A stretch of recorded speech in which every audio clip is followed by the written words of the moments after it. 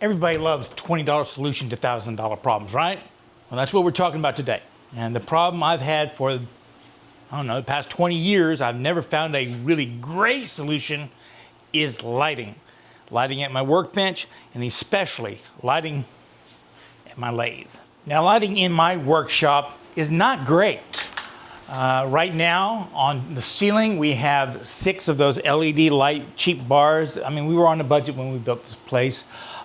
Biggest problem I've found on those, they don't make a lot of light. I could probably use twice as many of those and I might not be happy then. But they also, on video cameras, you see occasionally the lighting comes over. Above here, we have a variation of those. They just don't have the clear diffuser on the top. And I just put it on chains up to the ceiling for immediate lighting above my lathe. Gets a lot of light right here. I'm somewhat happy with that. Now, a lot of y'all out there are saying you need to put windows and stuff out.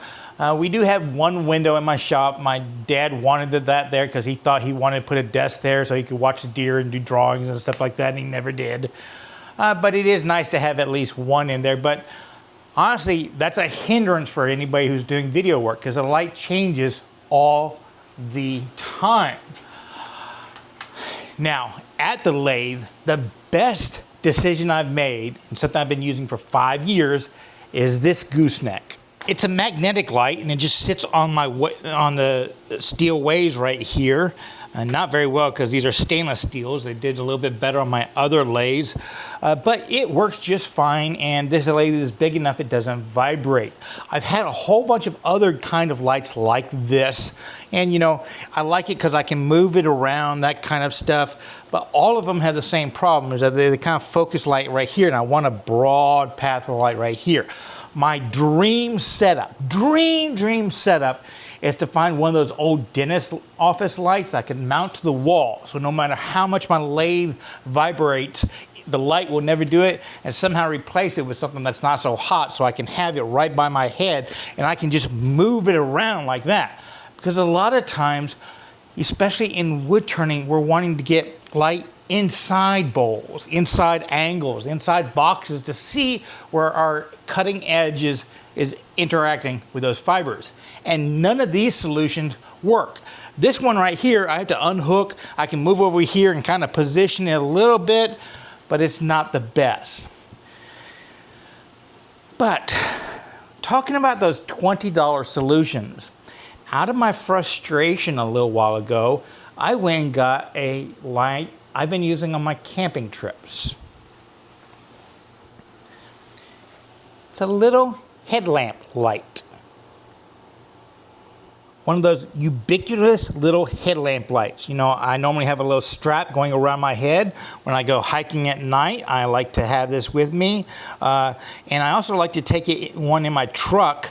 But unfortunately, the one in my truck ended up in my shop about several months ago and hasn't left. And last night on my way back from SWAT, I had some car problems and I didn't have my light, which kind of incentivized me to make this video because I went online to, you know, the best Jeff Bezos superstore, and I saw that this one was on sale. Normally they're $20 and it's like 60% off right now. And I just thought this would be based upon how I've been using it for the past few months on the lathe.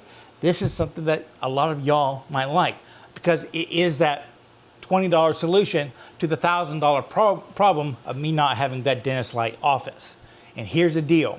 They all come with some kind of clip so that you can put them on your baseball cap or something like that, or your shirt or anything like that. And most of them come where that clip can be raised up like that, okay?